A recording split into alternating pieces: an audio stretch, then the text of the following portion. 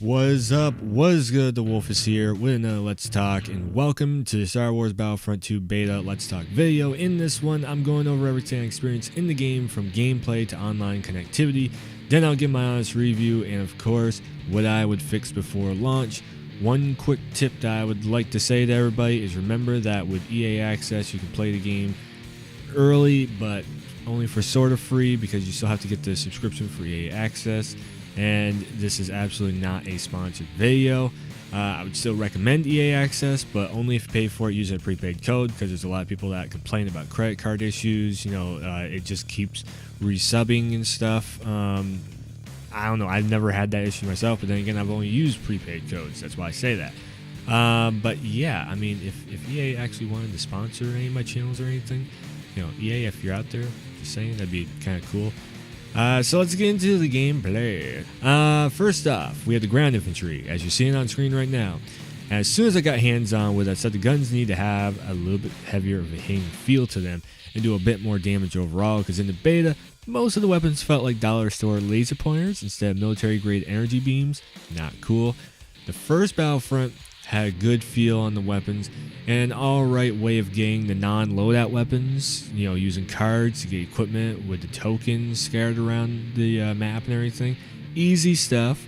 Battlefront 2, they use a point system to get alternate characters with special weapons and abilities like the jetpacks and rocket launchers, which would be absolutely fine, maybe even better, only except if you want to have a snowball's chance in hell of playing as one of those movie characters like Darth Maul or Rey or Boba Fett. You need to save all your points you earn to redeem those special characters each match, and save the points till the end of the game, because the major unbalanced amount of points you get for each action versus how much you need to spend to use those characters is so bad that by the time you get to kill or play the OBJ or objective to get the points, you've already finished the game. Also, if they're even available to grab, because guess what? They might not even be available, as you can see on the side of the screen, if their image over there is like slashed out. I mean, somebody already has them. Now, the problem with that is people like to camp the spawn points to get them early, and then when they get them, they camp out with the character and, just not taking any damage at all. They're camping with with a character that should be mostly frontline type of soldiers, getting that frontline use out of them and everything. There is flying in the map, as you can see in the background. I will get to that a little bit later on, but it's pretty cool just to give a little bit of a shout out to that. Now, there was a few times where I could have used Rey or Darth Maul to most likely finish a match in, awesome Star Wars epicness style, but instead lacked a few hundred points, in which by the time I got the kills and earned the points, the game was already over. As I mentioned before, that happens a lot. This is a major problem that kept happening over all game modes also. Now, even with the busted point system and the lack of powerful guns and some of the fun equipment, like the mini turret, which made for some memorable moments in which holding down that last point to win or lose the entire game never felt as fast-paced and fun, especially when you hear the lightsaber close by and you're tensing up waiting for the ultimate takedown by one of the heroes or villains, and maybe Han Solo, because Chewie was suspiciously missing from the beta. Now, I feel like the Star Wars Battlefront's movie characters are like Call of Duty's score streaks, where yes, you're trying to win the game, but ultimately you would want to call in the big guns and lay the smackdown on your opponents. Battlefront 2 makes the score streak part of the fun almost impossible to attain, which takes away a huge, awesome portion of the experience that should sell the game. Now, I know that there's infantry stuff going on in the background, like the ground-based combat, but I'm going to transition into the space flight simulator. There is a name for the game mode, but everybody's just kind of like Space Wars, pretty much. Now, the flight controls were good, with the left stick controlling the throttle and the right stick aiming the nose of the ship, without any inverted, vertical controls. They are there that you can turn on, but by default, it's non-inverted, so it's like literally just like you're aiming a gun, it aims the ship. Which probably some people will have issue with the default setup. Myself, I got used to it really quickly, And actually, I think I was better without the vertical controls. Usually I use vertical controls, but I don't know, something about just aiming the nose of the ship like a gun, it was kind of cool. And then also, to go with the default vertical controls, the ship automatically controls the like barrel roll spin on it. So then you have pretty much a very simplified, easy way of controlling everything. Something that the Battlefield series has been kind of missing. They've been getting better about it, but Battlefront, I don't know. I think Battlefield could take a lesson from Battlefront in this, because the space battles are actually pretty cool and they're pretty easy to control. Now, with the epic space battles and Rogue One, like you know, overhead dog fights and everything, you see me already flying in a space, or I guess like a spacecraft thingy, yeah, and possibly more in the full game. It made for a better time in the flight simulator than it did grounded, you know. And speaking of there being no Chewbacca, you just seen the Chewie wannabe over here. Yes, you know, it's the same species or whatever. It's the Wookiees are available to use, but it's not Chewbacca, our lovable furball. Come on now. Now, of course, also with the space combat, I will say this.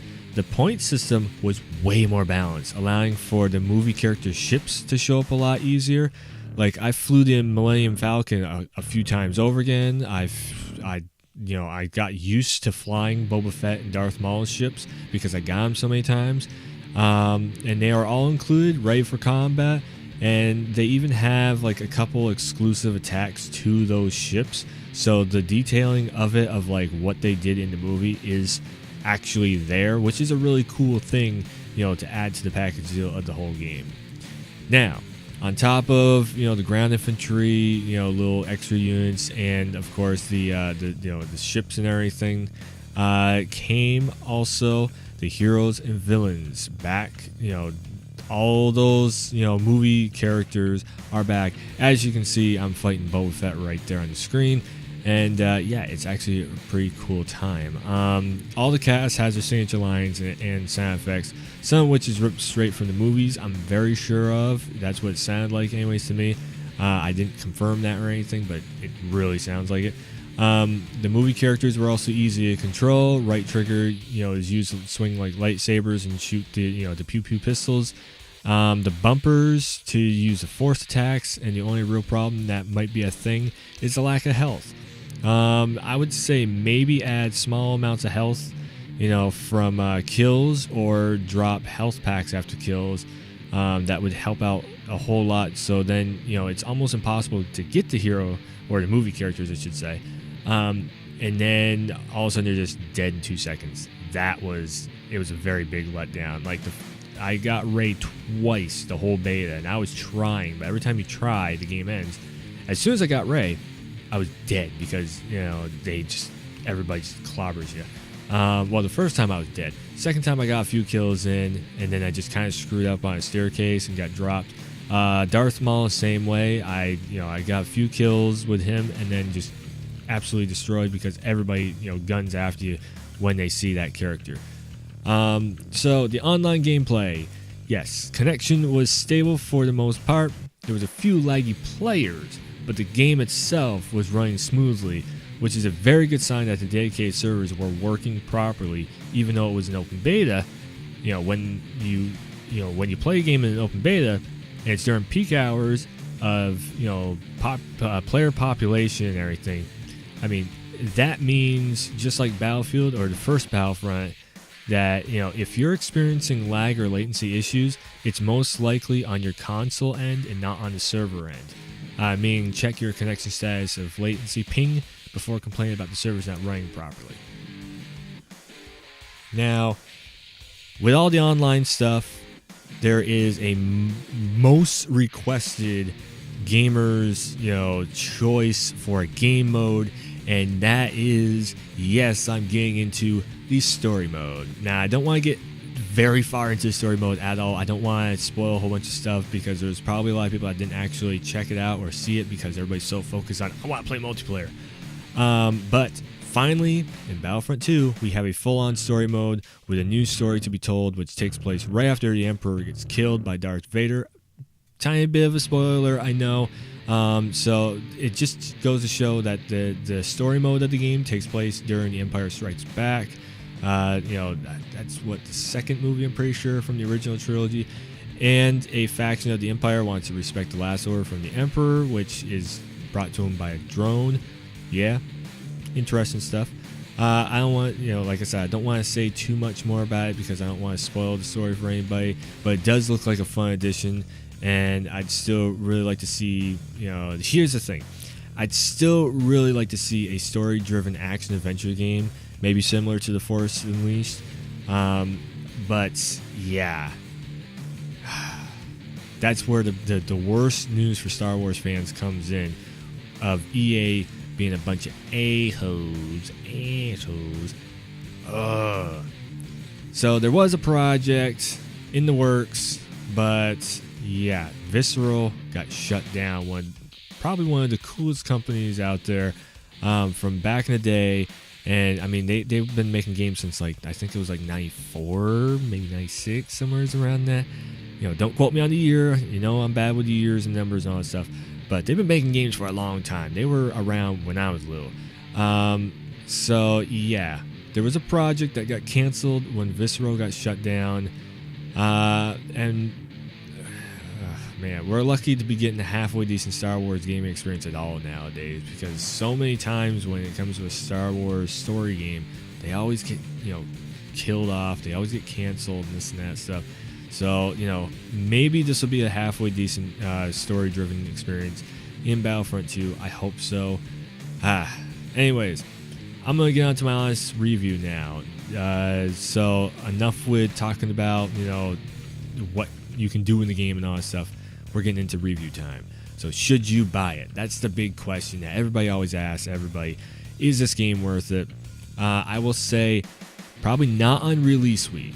Even with the possible small discount using the EA access, I would try before you buy, because the game is mostly a reskin of the first game and a Battlefield mash together with Call of Duty score streaks. Now, after EA canceling a promisingly awesome project that would have been an action adventure and basically saying, here's your stupid ass story mode built into Battlefront 2, now we want to focus more on esports and microtransactions type of stuff. I would love to see people skip this game at launch, during the first week, to show EA we don't just want reskins as much as we want an awesome new experience. To be honest, though, this game isn't bad, but it's not great. It's just really average, and while it works, doesn't bring anything exciting to the table unless you have a huge crush on Rey or a hard-on to play as Darth Maul, which I know a lot of us kind of do. That stuff is awesome, but I would feel it'd be better suited as DLC or something like DLC for the first Battlefront. So the newest movie of Star Wars didn't see a whole lot of stuff. This is the first time we're seeing Rey in a Star Wars game. They saved it for Battlefront 2 because they were like, yes, that's going to sell really well. Now, that's the thing though. This whole game, just the whole package deal feels like that same way. It's not bad, it's not great, it's it's just something that is there, which feels like DLC. It feels like a $60 DLC expansion. Now I said before that possibly we might see multiplayer games start going in this, like World of Warcraft kind of does, where they start off with the base game, and then and also like Guilty Gear Revelations or Revelator, excuse me. They kind of add, but they actually say it's a DLC add-on, not the next game. So it's like the marketing is correct on that part. Battlefront 2, the marketing is kind of like oh hey, we got another game, but it's actually just DLC. Kind of a ripoff if you look at it like that. Which I feel like a lot of people actually look at it like that. This game does bring a lot of cool new stuff to the table. It's just there's nothing really new because we've already kind of done that before. Space battles are just reskinned from the in-air battles and everything. You can pick up Battlefield 1, which is actually free with EA access, and you can play the same thing on there, just with different ships, and you're not in outer space. You don't see the stars, you see blue skies. I actually have a video where I've already done that before. So now, what would I fix in the game? I always go into this after a review. I always go into now, what would I do to fix the game? Because I don't just like blasting on games and telling them, you suck. I like to give feedback of how I would fix it. So the day one patch, I would try and add more of a balance to the point system, especially for grounded-based game modes, by either reducing the cost for the movie characters, so like the score streak stuff, or increase the time of the match to make it easier to have those epic moments in game, even if it's towards the end of the game, so you have this really big lead up to this, oh my god, there's the Jedis, or there's the Sith or whatever. I just said Sith, I meant Sith. Yeah. Now long term, I would take and make the DLC maps, characters, and extra arcade mode scenarios, if there's going to be any of them, for free, with the season pass paying for a small amount of loot boxes per month for multiplayer unlocks, similar to like how Mass Effect Andromeda did it. I'm kind of against that stuff, but I would do it for a multiplayer only game like that. Mass Effect Andromeda was bullshit because we got robbed of story DLC content. Battlefront is fully online for the most part, so I could see it like that. And if they bring out more single player stuff, then they can charge like $10 or whatever for that, which will probably be like $20 because EA and they're money hungry right now. But also with that season pass, maybe put a 10% discount on microtransactions, so then you have more of microtransactions happening. I mean, hell, we seen Cuphead when that came out, it was for $20, and it's already sold like $1 million, worth of profit, whatever, or it's made $1 million worth of profit. Excuse me. So the other thing too, the biggest major thing this game will sink. Don't make the game pay to win. Make it pay to look cool. Just telling you, that tagline, keep it in your mind, EA, for all your developers. No pay to win, yes to pay to look cool. Paid multiplayer DLC should only have cosmetic upgrades, not competitive upgrades. If you have a pay to win scheme where people can get guns because they put $5 down the game, the other people that don't have that $5, guess what? They're getting screwed out of the content and possibly a gun that can wreck them. That is going to ruin the experience for anybody that does not want to put more than $60 into this game. Like, come on, you have to be able to see that. So anyways, that's been the Let's Talk. Some very important stuff, being said in this video, I feel. And, we have really cool stuff going on in the background. So I'm going to let the rest of the video just ride out and play out. I've said what I wanted to say on this. Like I said, this game is not bad. It's not great. It's just very extremely average. Reskinned from the first one pretty much. With the Call of Duty score streaks add heavily in there, which I'm not against it at all. The score streaks actually play very well. It's just the unbalanced amount of points you get from everything that you do, and the amount of time that you have to do it in needs a lot of work, because a lot of times you get screwed out of being able to have those epic moments. If it gets changed, I would be all over this game, because it is fun doing the score. You're winning the match and you get that score streak, and it's like, oh man, now I get to come in here and just blast everybody with a lightsaber or whatever, or force choke the shit out of them. That is awesome. So anyways, this has been Battlefront 2. I am the wolf, the werewolf. I am the one, yes. And yeah, I guess the only other thing to say after all this Let's Talk is keep watching this video. It's like an hour plus long. All kinds of content from the Star Wars Battlefront 2 beta, I should say. And yeah, if you like it, you can hit that thumbs up. You can share it around. And as always, of course, if you subscribe to the YouTube channel or you follow on the Twitch channel, then absolutely you'll see all the new content coming soon. So yeah, hour plus of content on this video. It's a very, very long play of everything. This was literally just me just sitting back, relaxing, checking out the beta as I always do, and doing what I do in it. So anyways, I will let you check out the rest of this video. I'll see you in the next one. Another down. Making headway.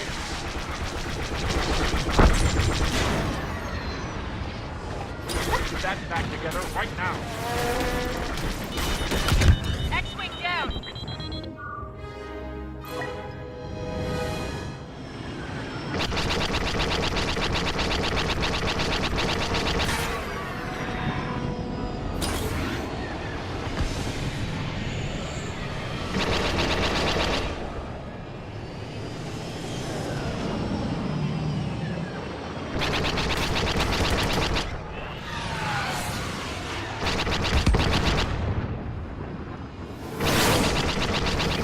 Another down.